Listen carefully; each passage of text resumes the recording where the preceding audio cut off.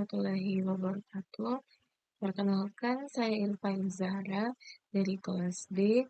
Di sini saya akan mempresentasikan sebuah konsep yang sangat berguna dalam mengorganisir ide dan informasi, yaitu mind map atau peta pikiran.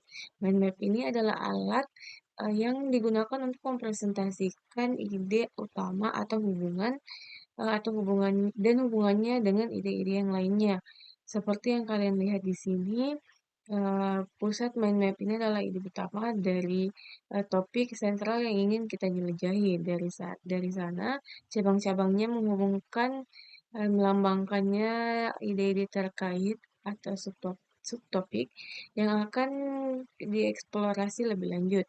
Kemudian, dari setiap cabang ini, kita akan menambahkan detail lebih lanjut dalam bentuk subcabang, menciptakan jaringan-jaringan ide yang terorganisir dan mudah dipahami.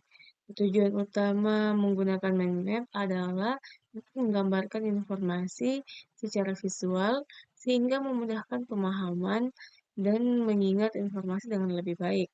Dengan menggabungkan kata-kata, gambar, dan warna, mind map membantu kita melihat keseluruhan gambar, topik, dan hubungannya dengan aspek yang lebih kecil. Baik, langsung saja yang pertama yang akan kita bahas itu terkait pasar uang. Yang pertama, definisi pasar uang. Pasar uang adalah bagian dari pasar keuangan yang berfokus pada perdagangan instrumen keuangan jangka pendek dengan jatuh tempo kurang dari 1 tahun. Fungsi pasar uang yaitu berfungsi sebagai tempat pertemuan antara pihak yang membutuhkan dana jangka pendek dengan pihak yang memiliki kelebihan dana. Fungsi pasar uang meliputi penawaran dan permintaan uang, penentuan suku bunga, dan alokasi sumber daya keuangan. Selanjutnya, produk pasar uang. Produk pasar uang menawarkan berbagai produk keuangan yang termasuk dalam kategori jangka pendek. Beberapa produk pasar uang yang umumnya adalah deposito berjangka, sertifikat deposito, surat berharga komersial, treasury bills, dan rekening pasar uang. Selanjutnya, pasokan uang. Pasokan uang adalah jumlah total yang beredar di masyarakat pada suatu waktu tertentu. Ini melibatkan uang tunai, seperti uang koin dan uang kertas, serta deposito dari bank komersial. Selanjutnya, permintaan uang. Permintaan uang mengacu pada keinginan dan kemampuan individu pada suatu waktu tertentu. Kemampuan individu, konsumen, pemerintah, dan investor untuk memegang uang tunai atau aset likuid lainnya. Permintaan yang dipengaruhi oleh faktor-faktor seperti tingkat pendapatan, suku bunga, inflasi, dan preferensi individu. Selanjutnya yaitu pasar tenaga kerja. Pasar tenaga kerja ini adalah tempat di mana pekerja dan pemberi pekerja berinteraksi untuk melakukan pertukaran tenaga kerja melalui penawaran dan permintaan tenaga kerja. Ini mencangkup kegiatan yang melibatkan perekrutan, pemilihan, dan penggajian pekerjaan. Fungsi-fungsi pasar tenaga kerja meliputi penentuan upah, seperti pasar tenaga kerja berperan dalam menentukan tingkat upah atau kompensasi yang harus dibayarkan kepada pekerja. Selanjutnya penawaran tenaga kerja. Pasar tenaga kerja memberikan wadah bagi individu untuk menawarkan tenaga kerja mereka kepada pemberi kerja. Selanjutnya permintaan tenaga kerja. Pemberi kerja atau perusahaan mencari tenaga kerja untuk memenuhi kebutuhan mereka.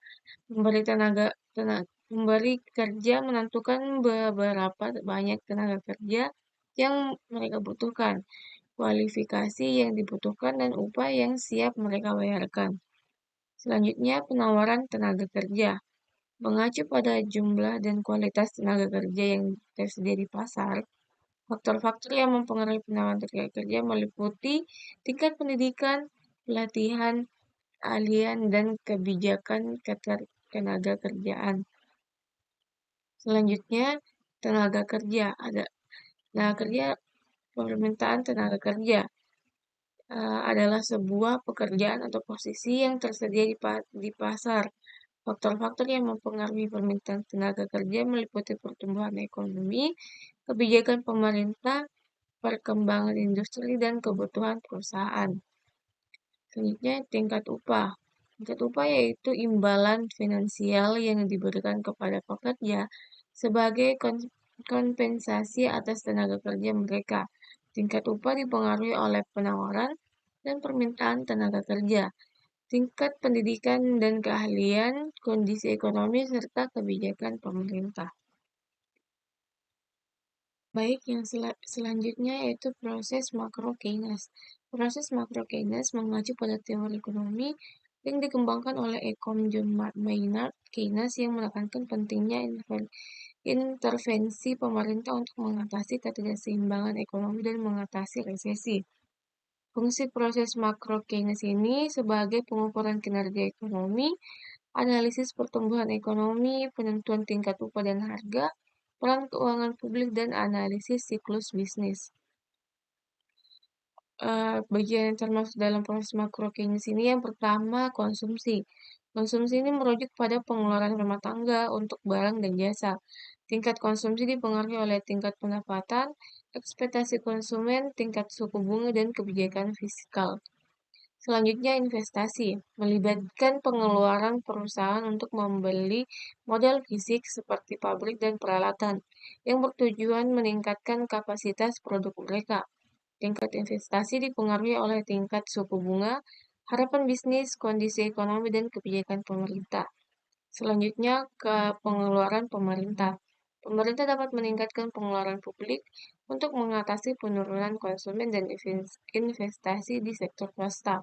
Ini dapat mencangkup program infrastruktur, proyek penyerapan tenaga kerja, dan bantuan tenaga kerja dan bantuan keuangan langsung kepada masyarakat. Selanjutnya yaitu pendekatan IS dan LM. Pendekatan IS dan LM ini adalah suatu kerangka analisis dalam ekonomi makro yang digunakan untuk memodelkan hubungan antara tingkat pendapatan nasional atau IS dan tingkat suku bunga real atau LM dalam perekonomian. Pendekatan ini pertama kali diperkenalkan oleh John Hicks dan Alvin Hansen pada tahun 1937 sebagai pengembangan dari teori ekonomi Keynesian. Fungsi utama dari pendekatan IS dan LM ini, yang pertama, menganalisis hubungan antara pendapatan nasional dan suku bunga. Kedua, menjelaskan efek kebijakan fiskal dan moneter. Ketiga, membantu dalam mengidentifikasi keseimbangan makroekonomi. Keempat, menganalisis fluktuasi ekonomi. Kelima, memahami hubungan antara sektor real dan sektor moneter. Kurva IS atau investment saving yaitu hubungan antara tingkat pendapatan nasional atau Y dengan tingkat suku bunga atau biasa ditulis dengan R kecil. Kedua, menunjukkan kombinasi titik-titik di mana pengeluaran agregat atau Y sama dengan pendapatan nasional. Ketiga, cenderung bergerak ke atas dan ke kiri jika ada peningkatan dalam pengeluaran agregat.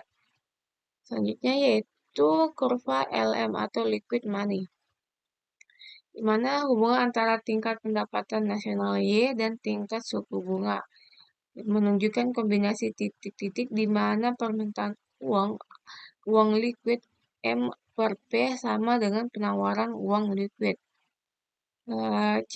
Cenderung bergerak ke atas dan ke kanan jika peningkatan penawaran uang atau penurunan suku bunga. Selanjutnya, pengaruh kebijakan ekonomi. Pertama yaitu kebijakan fiskal, yaitu perubahan dalam pengeluaran pemerintah atau G dan pajak atau T yang dapat mempengaruhi kurva IS. Kedua, kebijakan moneter, perubahan dalam penawaran uang atau M dan suku bunga bisa ditulis dengan R kecil yang dapat mempengaruhi kurva LM.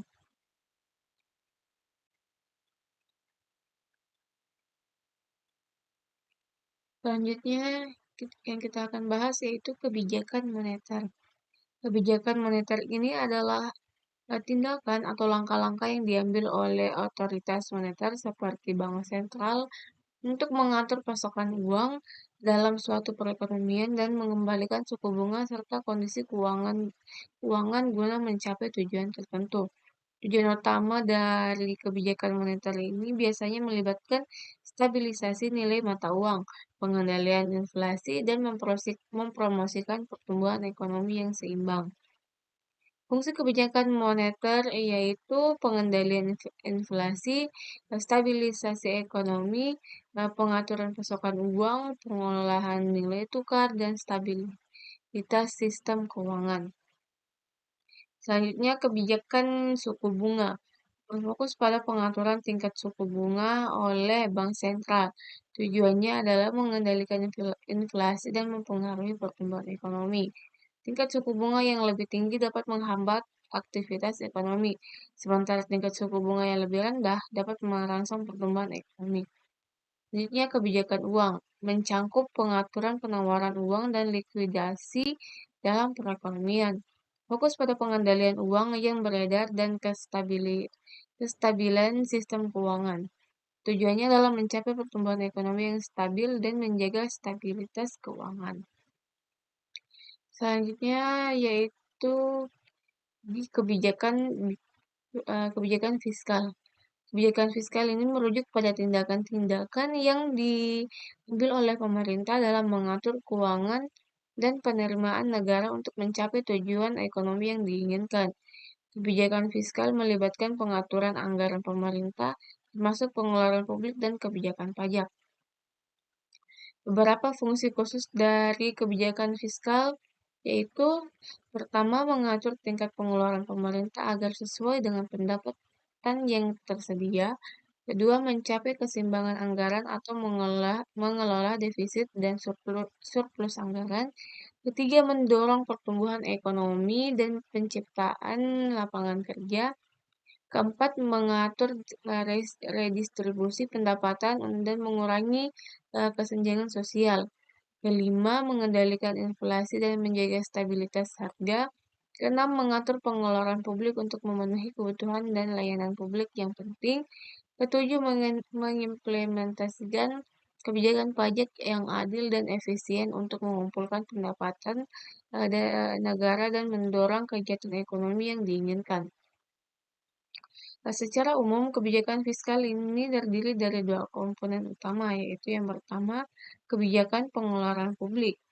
Ini berkaitan dengan keputusan pemerintah mengenai pengeluaran untuk program desain proyek publik. Pemerintah dapat mengeluarkan anggaran untuk sektor-sektor seperti infrastruktur, pendidikan, kesehatan, pertahanan, dan kesejahteraan sosial.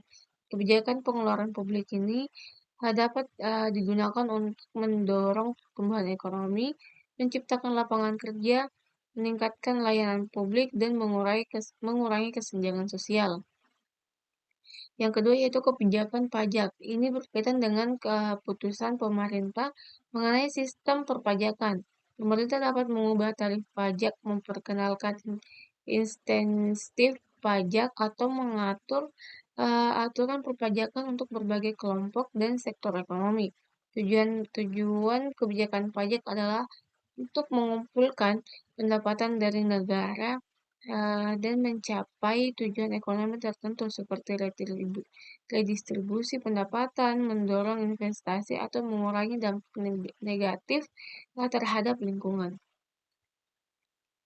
Baik, yang terakhir yang akan kita bahas yaitu penerimaan pajak. Penerimaan pajak adalah jumlah uang atau pendapatan yang diterima oleh pemerintah dari wajib pajak sebagai akibat dari pembayaran pajak yang dikenakan oleh pemerintah. Penerimaan pajak merupakan salah satu sumber utama pendapatan pemerintah untuk membiayai pengeluaran publik dan menjalankan fungsi-fungsi pemerintahan. Penerimaan pajak dapat dibagi menjadi dua kategori utama, yaitu pajak langsung dan pajak tidak langsung.